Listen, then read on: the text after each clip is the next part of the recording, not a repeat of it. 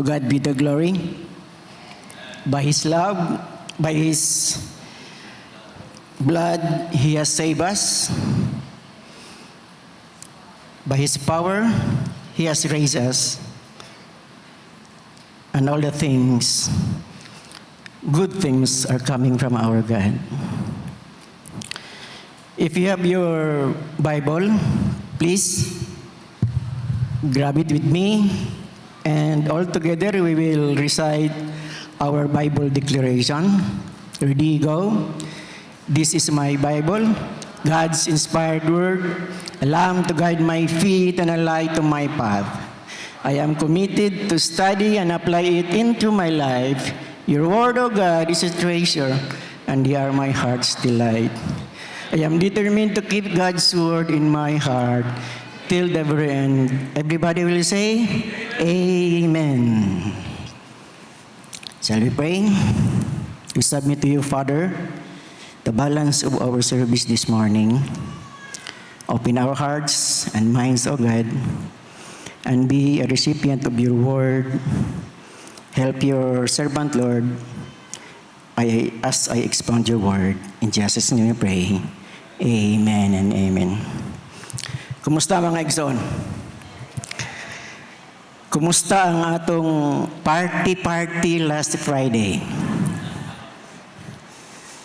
Because of that party, kung titignan natin sa kamay natin, parang ang word nasa kamay lang natin, di ba? Maraming nation nakikipag-celebrate sa atin. Hindi ko mabilang yung sino yung nag-participate ng mga nation on that day. Celebrating the 80th birthday of PRRD.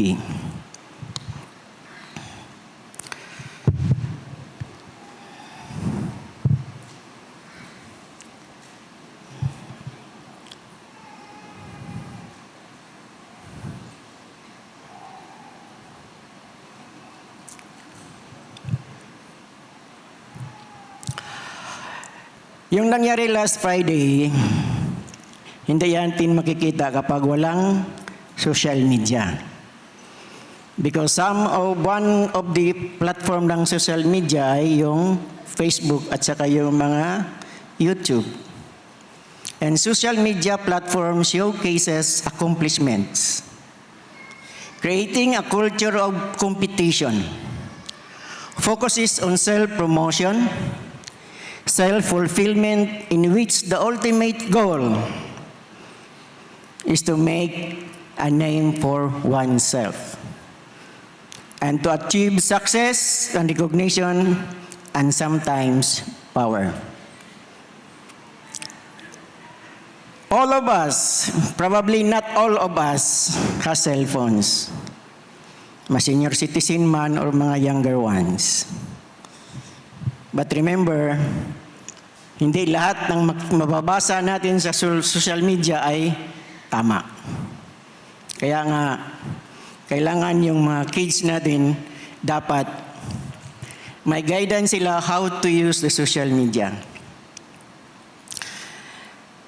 Social media can spread fake news, leading information, leading to confusion and harm.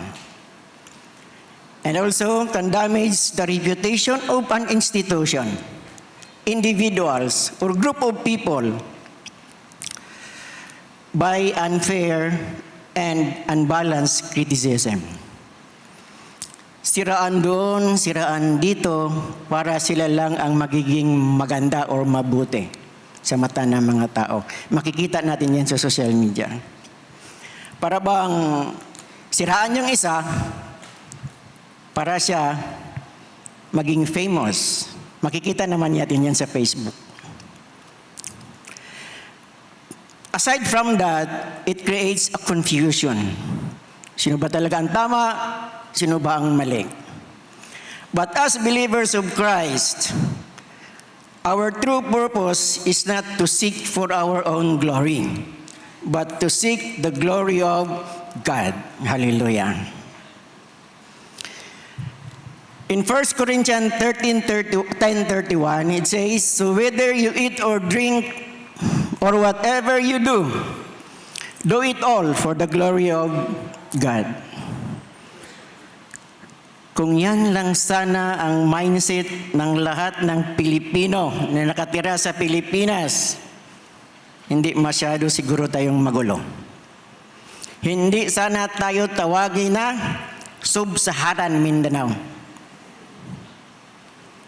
These words reminds us that everything we do, every decision we make, every action we take should be done with the ultimate goal, and that goal is to glorify God. Also, this verse encourages us to be mindful of our action and their impact on others rather than living carelessly or selfishly.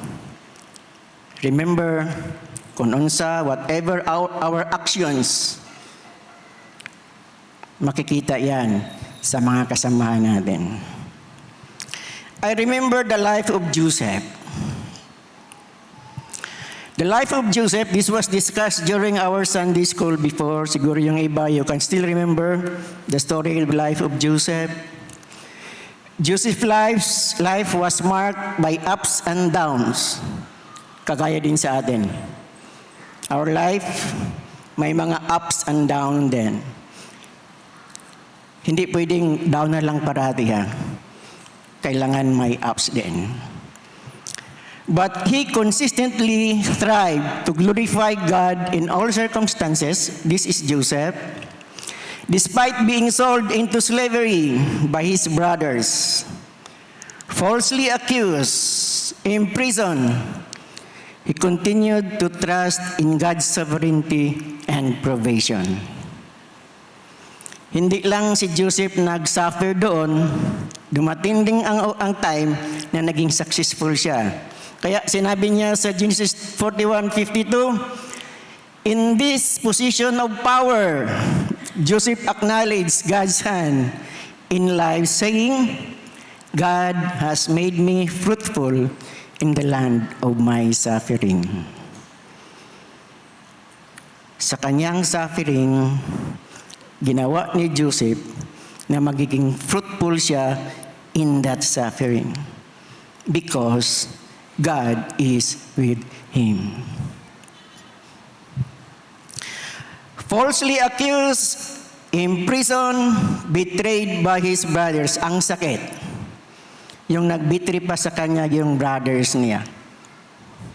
Parang sounds familiar.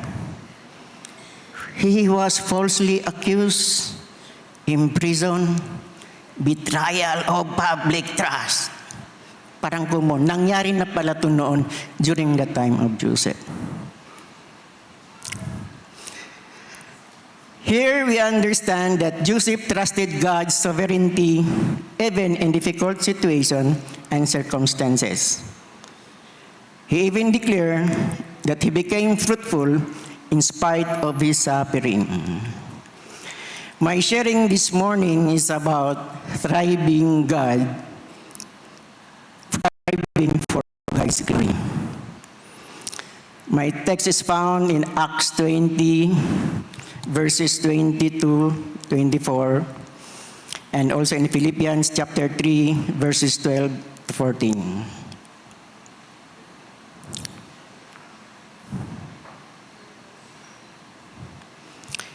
In verse 22, "And now I am bound by the Spirit to go to Jerusalem. I don't know what awaits me." This is no longer Joseph, but this is Paul.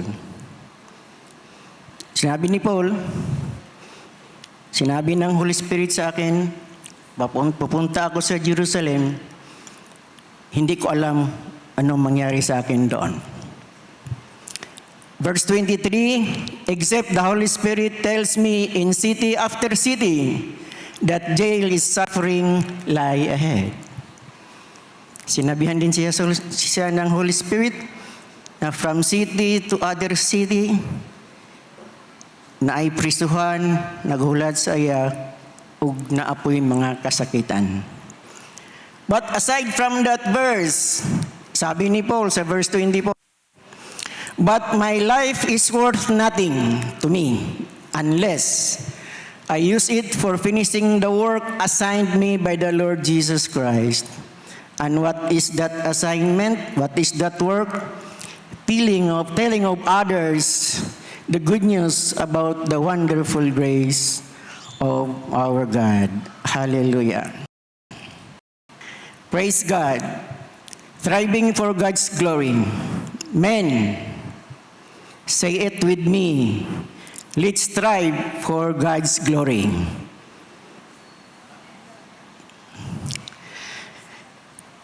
Thrive in the biblical context is associated with Hebrew and Greek words that convey the idea of flourishing, prospering, and growing. It means to flourish, to grow, and to bear fruit, or to progress toward or reach a goal despite of circumstances. Pag sinabing flourish, kung sabi ni Saya pa, mulambo. Prosper, muuswag. Grow, mutubo. In other words, if we thrive for God's glory, we need to lambo, we need to uswag, and we need to grow. In other words, ang kinabuhing Kristohanon dili stagnant. Keep going. Thriving for God's glory means living a life where every action, thought, and words is directed towards honoring God or praising God. Every action sa huna-huna o sa mga pulong nga mogawas sa atong mga baba, it must bring glory and honor to God. And we need to recognize that He is the ultimate source of our purpose and meaning. Glorifying God is not a one-time event, but a daily practice that involves prayer, worship, and seeking guidance in all areas of our life. That is why I am encouraging everyone to join our prayer meeting every Wednesday. Prayer meeting is an intentional act. Wednesday morning pa lang, you need to register in your mind that I would participate the prayer meeting. And also worship like this and seeking God's guidance in all areas in our life. This morning, I will be sharing to you 3 things to consider as we strive for God's glory. Number 1, seek God's presence according to verse 24a. Sinabi ni Paul, I consider my life worth nothing. Paul was a Pharisee, a man of prominence. His pre-Christian confidence is rooted in his Jewish pedigree, privileges, and attainment. Inila si Paul sa ilang lugar, dili basta-basta noticeable people, noticeable men. But when Paul received his salvation from the Lord, evidently, in all respects, wanting to render his character and condition, to complete to the Lord Jesus Christ to reach his goal. Like us, Paul endured great hardship in his life and ministry. But what kept him going? Nganong luyo sa tanan nga iyang naagian sa mga hardships, sa mga suffering, like shipwreck in prison, beaten and stoned, nagpadayon pa man si Paul. Imagine, gilumsan siya, gipriso siya, gibunal-bunalan siya, gilabay pa siya og bato. What drove Paul to forward?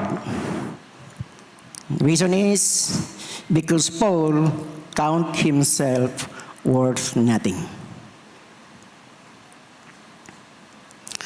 When Paul said, I consider my life worth nothing, Paul was conveying to us his selflessness. He was willing to put the needs of others and what that need to spread the gospel above his personal safety and well-being. Nabi kanina sa verse 22 and 23, if he continue doing that ministry, may mangyari sa kanya. But Paul never mind those danger in his life. Not only selflessness, also humility. This time when Paul says, I consider my life worth nothing, he recognized that his life was not his own, but rather a gift from God. Even our life today is a gift from God. Anytime, anywhere, bawion na sa Ginoo. In order for us nga dili pa ni bawion sa Ginoo, we should use this life for His kingdom, spreading the gospel.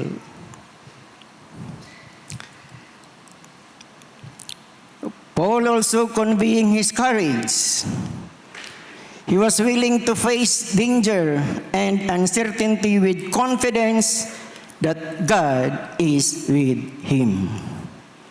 Alam ni Paul kung anong mangyari sa kanya, but he is very confident because God is with him. The next is prioritization of eternity. Paul focuses on eternal life and the spiritual well-being for others rather than his own temporal life. Sana ganun din tayo, mga niluwas sa Ginoo. Let us focus on eternal things, not only the temporal things. Seeking God's presence is a conscious fixing of our minds and hearts to God. 1 Chronicle 22:19 says, now set your mind and heart to seek the Lord. Hindi sinabi, set your heart. Hindi sinabi, set your mind. Dapat magkasama si heart at si mind in seeking the Lord. Kasi, feeling ko lang na mag-serve sa Ginoo, pero wala na ito ni mo ginaisip ng ibang tao. Seeking God's presence is a life-transforming process and a journey by discovering the true personality of God. One way of knowing the true personality of God is by seeking God, seeking His presence, and by receiving the clarity of purpose, and it gives us a single eye and focus of what God wants us to do. Lord, kung sa mga ipabuhat ni mo sa kuha? Gusto lang ba ka, Lord, nga magpadato lang ko? Gusto lang ba ka, Lord, nga okay na sa ako magsimba kada Domingo, after which wala na. In seeking God's presence also, there is freedom from anxiety. According to 1 Peter 5:7, it says, cast all your anxiety on Him because He cares for you. In seeking God's presence, there is peace and surpasses understanding. That is recorded in Philippians 4:7. God's promise peace and guard our hearts and minds in Jesus Christ.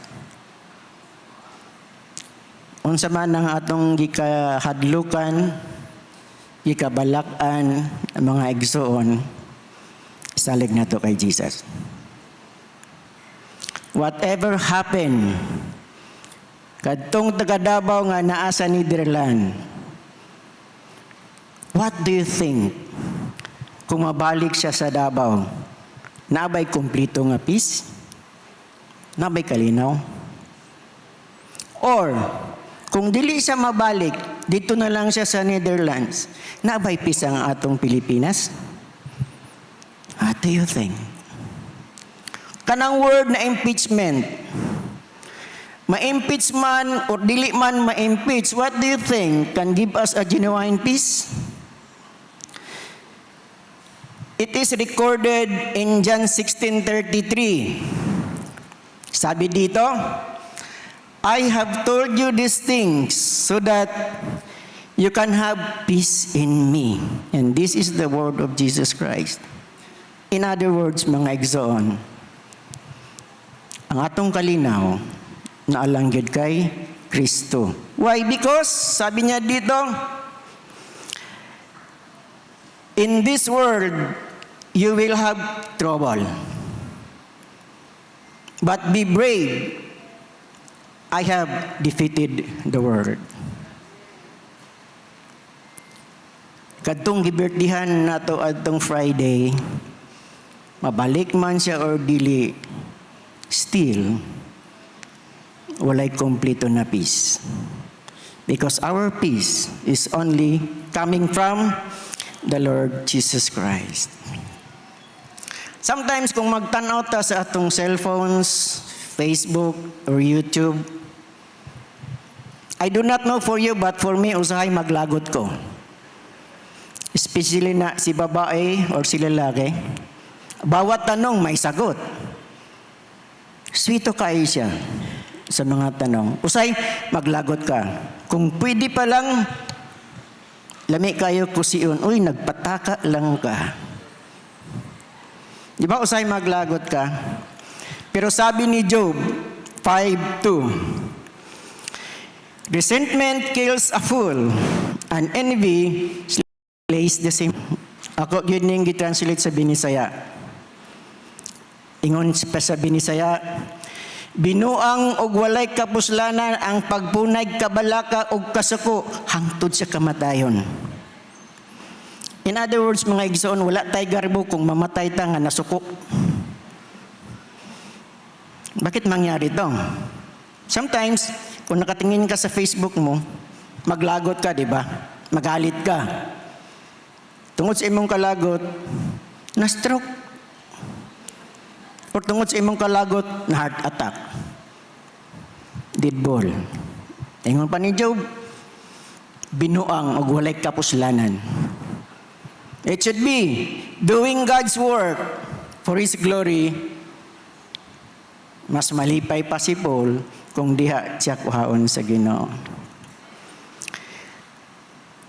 Trouble is inevitable as long as we're in this world.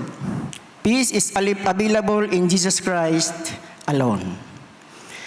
In seeking God's presence means renewing our strength, giving us the energy and resilience to face life challenges. I give you another story, the story of Nehemiah. Still, I learned this from our Sunday school. Kaya nga sabi ko, sabay tayo sa Sunday school. When Nehemiah heard that Jerusalem was in distress, with damaged city walls, he was broken-hearted. Like us. Magkaroon din tayo ng mga broken-hearted. Magsubo sadda. However, before Nehemiah taking actions, anong ginawa niya? He prayed and sought the Lord fervently. And he ended up leading a successful effort, but the plan started with a prayer. Nehemiah became successful because he sought the presence of God. Seeking His presence is making a conscious choices that aligns and immerse our faith.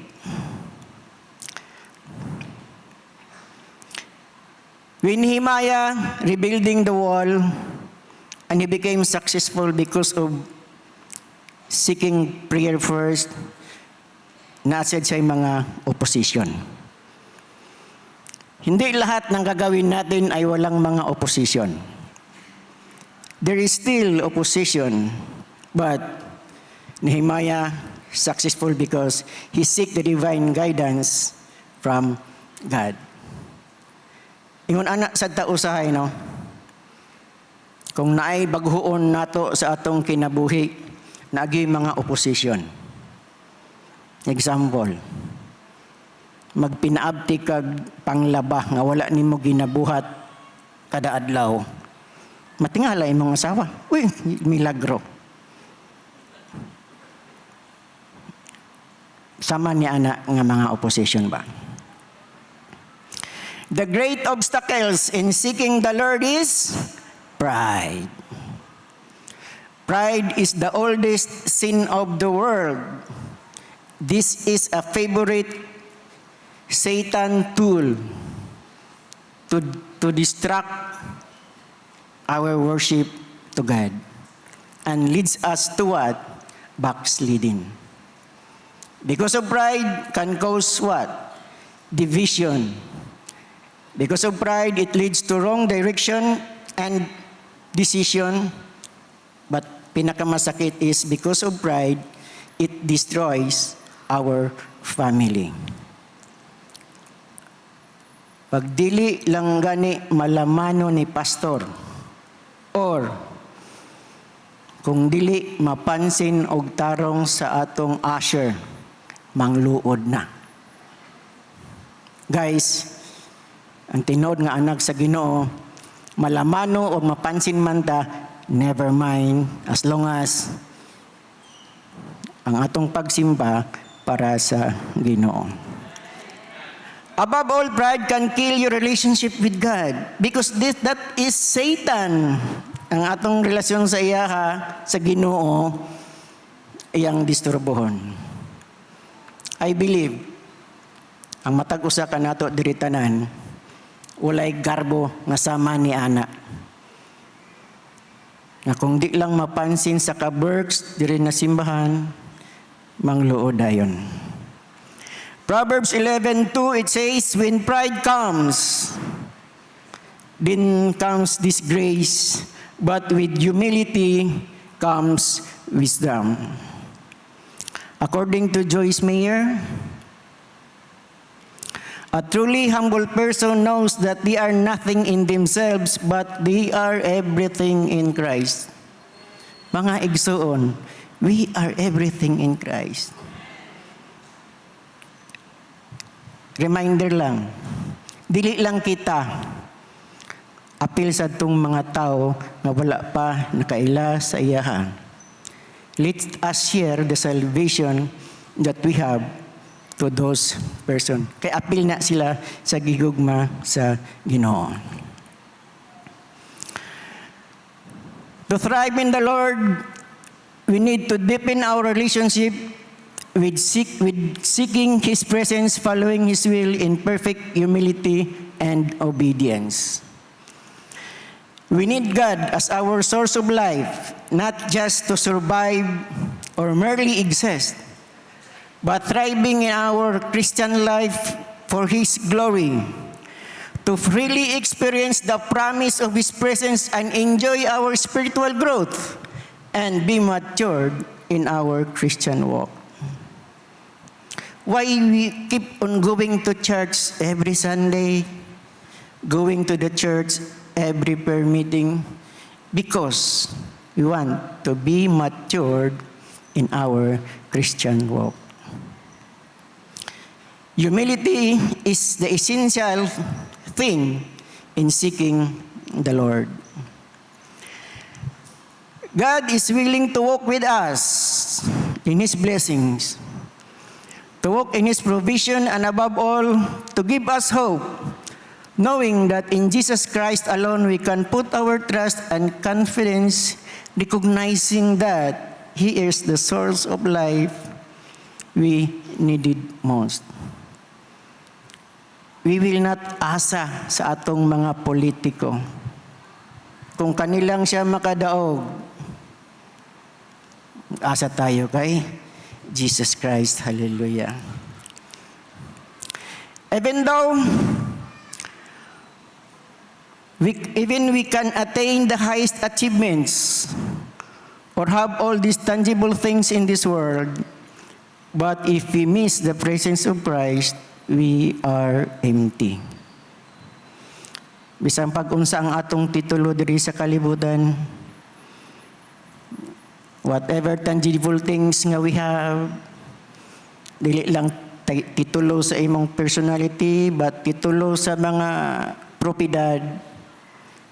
Pag wala kay Ginoo, you are considered empty. Thank God, because we strive to seek and walk in His presence as believers of Jesus Christ. Hallelujah. Striving for God's glory is not only seeking His presence, but also share God's purpose. Verse 24, but my life is worth nothing to me unless I use it in finishing the work assigned me by the Lord Jesus Christ of telling others about the good news. Paul recognizes in his completeness in his spiritual journey.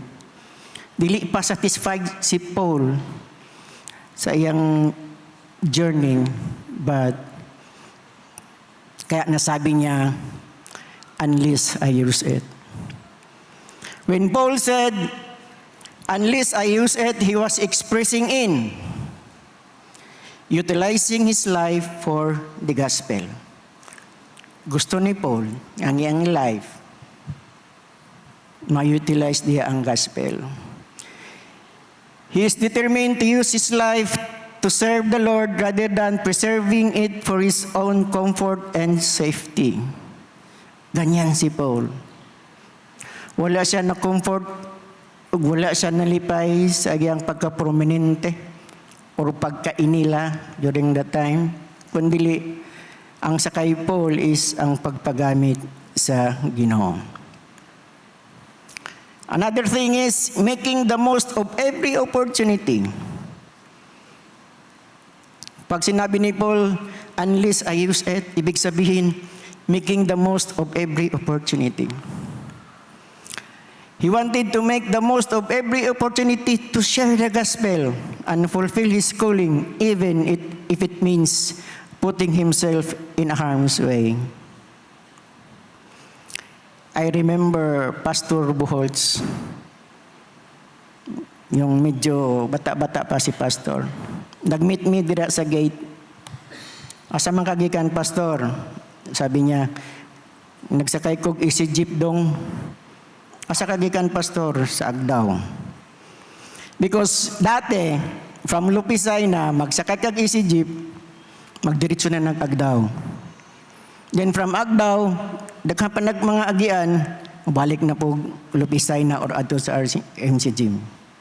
Ang ginawa pala ni Pastor is, ginawitnessan niya ang driver or ang mga pasahero. Making the most of every opportunity. Men and women, kung naamay opportunity, share the gospel. Ayaw, wag lang kayong magalit ha, ayaw i-share ang Avon, ayaw i-share ang Natasha, share the word of God. Bato-bato sa langit, ang matamaan, ipag-pray. Last Wednesday, I remember one of our circle sa men, prayer meeting, na daw sa gihangyo sa Ginoo, Lord, kung ihatag nimo ni sa ako nga business, mao ni akong plano, Lord. And you know what? The Lord granted his desire. The Lord granted that business. Tungod kay, kung kana nga business, maiya ka, na as a group of people nga under sa iya. Sabi niya, before magsugod sa trabaho, magbasa sa Biblia. Nasa sila'y Bible study. That is his desire before. Because of that desire, the Lord granted his desire. So gituman gyud niya. Ako ganing gibinuangan nga, Sir, Ayaw sweldohi kung dili mo dawat sa Ginoo. Katawa lang sad siya. Making the most of every opportunity. Kung mahilig tayo sa basketball, still, you have an opportunity to share the gospel. Pati pa ng referee, share nimo sa gospel para kamo pirmi madaog. Next is not wasting his life. Ingon pa, little by little, the world realizing that the Bible is not a fairy tale. Jesus is coming soon. Kaya ayaw sayangi ang imong kinabuhi. Every opportunity, share God's word. Embracing a lifetime growth. Sinabi ko kanina, let's not be a stagnant. We need to grow.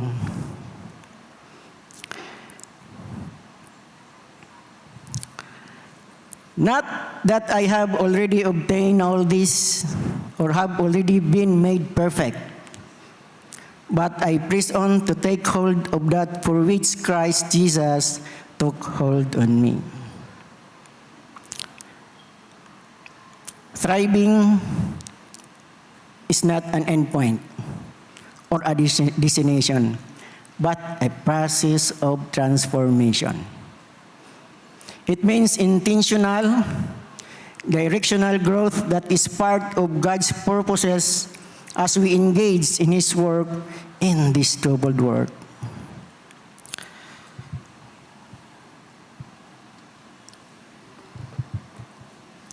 The Great Commission clearly defines our great purpose. What's that purpose? To share our faith and disciple others, and actively engage and teach others, expanding the impact of our lives and building a legacy of faith.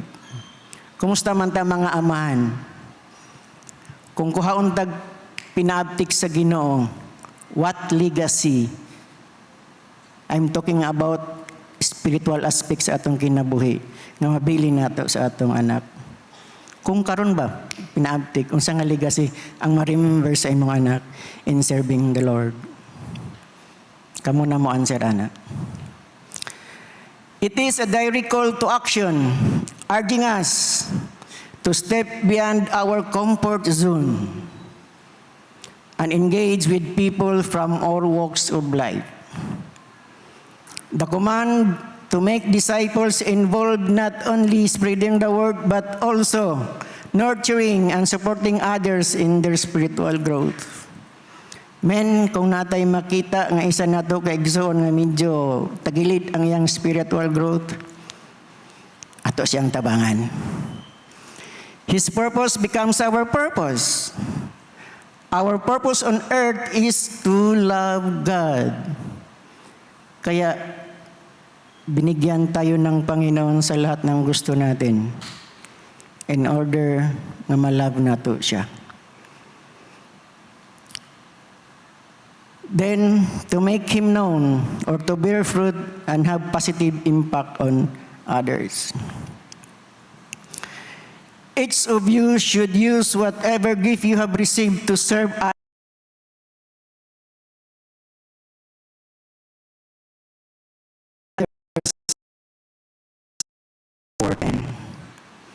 God qualifies us for what He has called us to do. We need to use our gifts and talents purposely, not for the worldly recognition, but because we desire to fulfill God's purpose for His glory. Kung ni-participate yung tong mga men ganina nga gwapog tingog, mas gwapo pa gid unta ang atong ma-present ka ganina. Next time. As United Foursquare Men, our mission states, committed, transformative, life-giving and holistic activities that would optimize men's potentials as agents of change in homes and communities in all levels of society for Jesus Christ.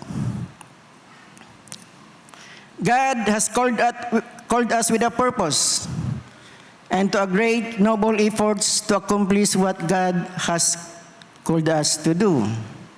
Just like for our men, we have some programs that can be na kita magamit sa Ginoo.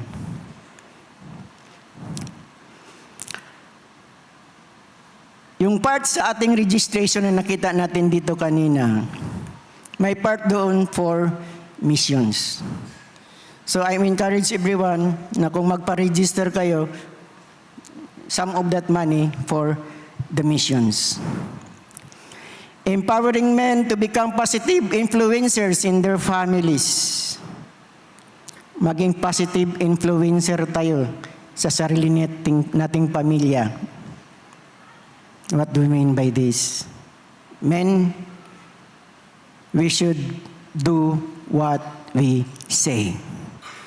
Hindi natin sabihin na follow what I say but do not follow what I do. Sa kalibutanon lang na.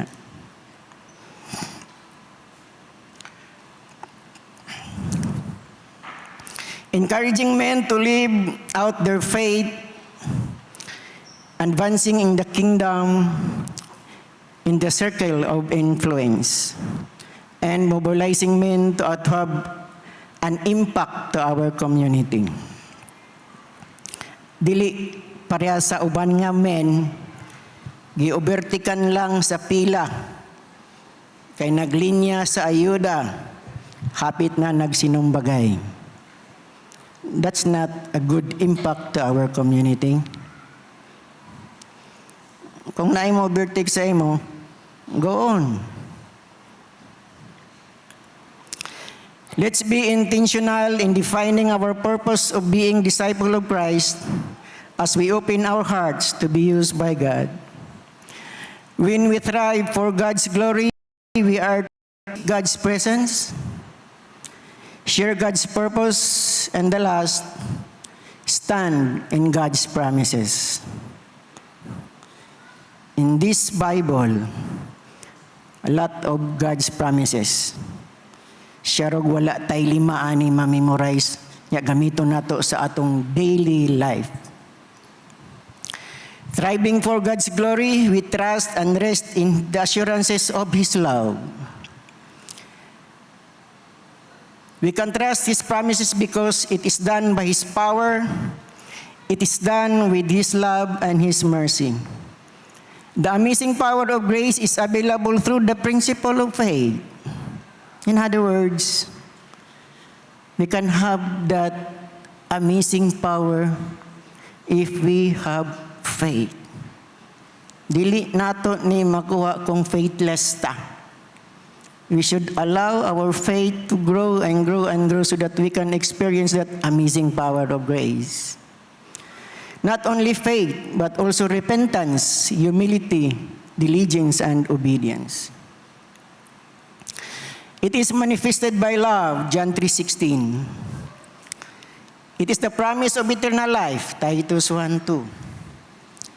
It is that grace that gives us full confidence, Romans 5:2, and it is grace that is fully sufficient for all our needs when times are difficult.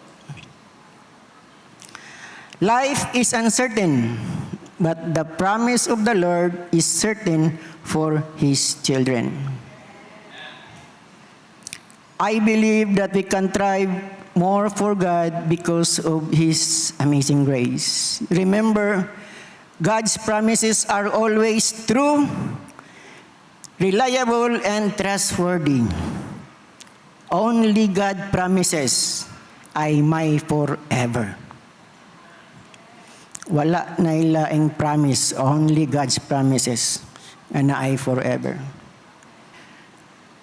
Paul said, none of those things move me, if only I finish the race. We can thrive for God's glory as we continue to seek His presence, share His purpose, and stand in His promises. God is not a man that he should lie, nor a son of man that he should change his mind. Does he speak and then not act?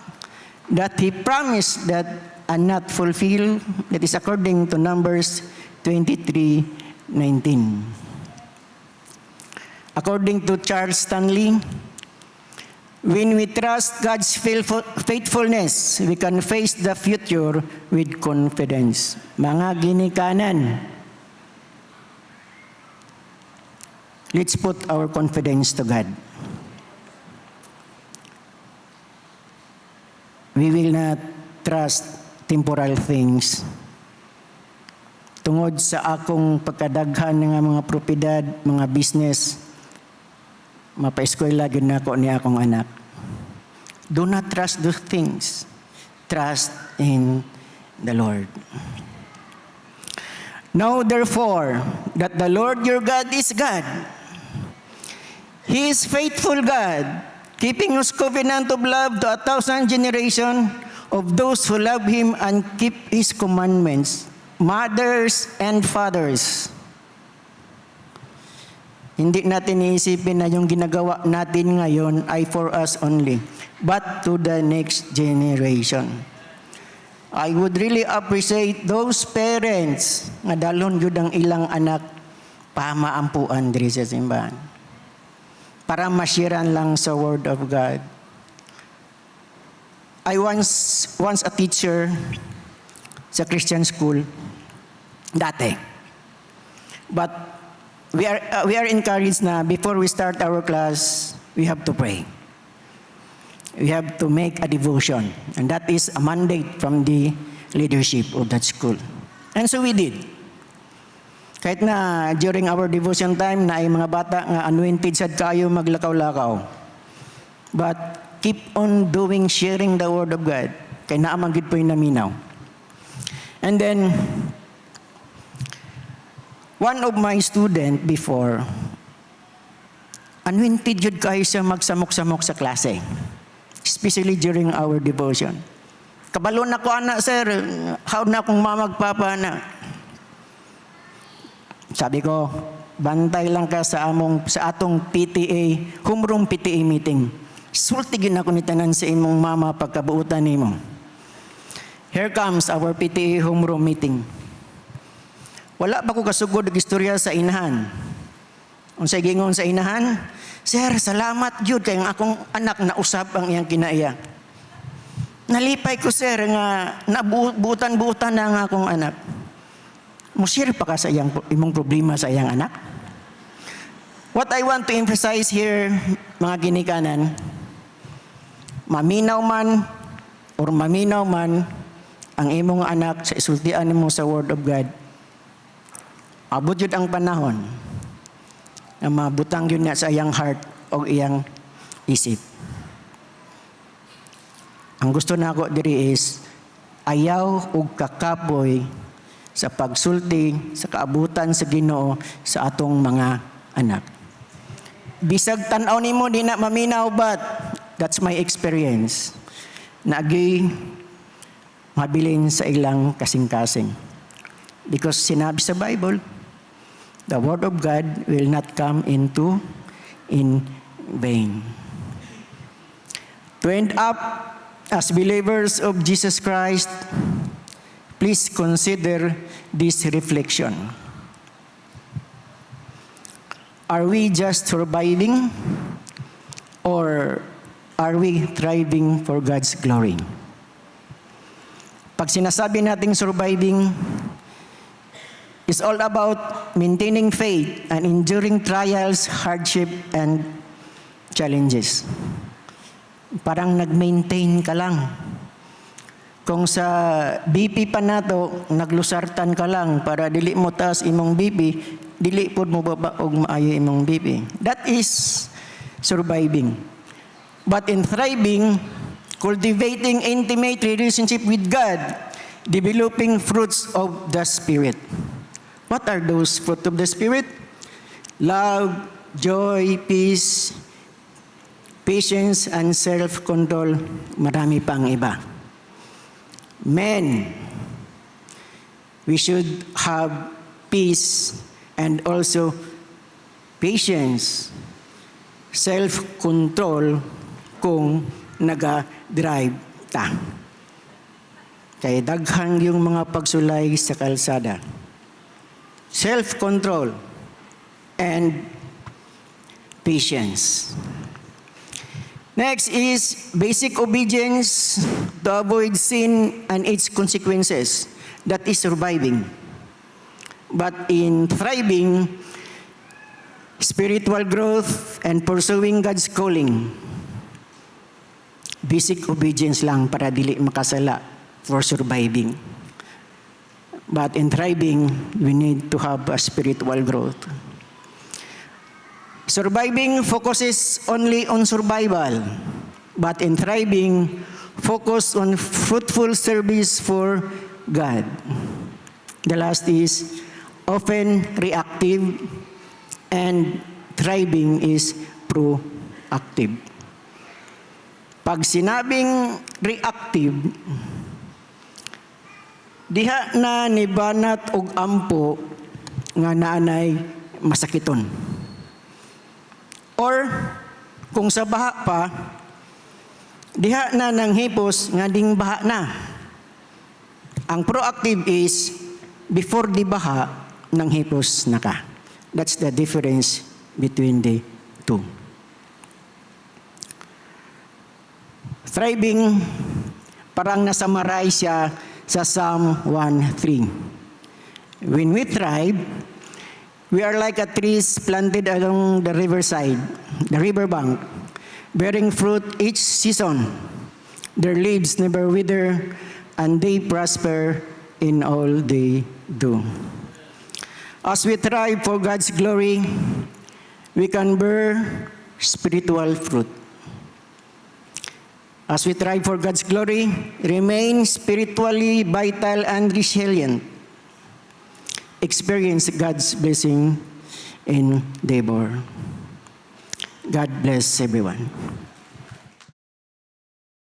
Heavenly Father, if you're that person, lift up your hands. Let's claim God the Lord. I speak blessing upon these precious people in front of you, Lord. For those workers, promote them, Lord God. For those businessmen, prosper the work of their hands. For those who are students, give them good grades as they obey. For those mothers, Lord God, I pray that you raise the bar of excellence as they serve you, Lord Jesus. And all of us, Lord God, as a church, we will raise the bar of excellence as we obey. And I pray, Lord Jesus, that you will continually bless these precious people, oh God. Whatever we are doing today, we will never stop believing that you will improve us, and we do this for your glory. And I thank you, God, for your favor be upon each one.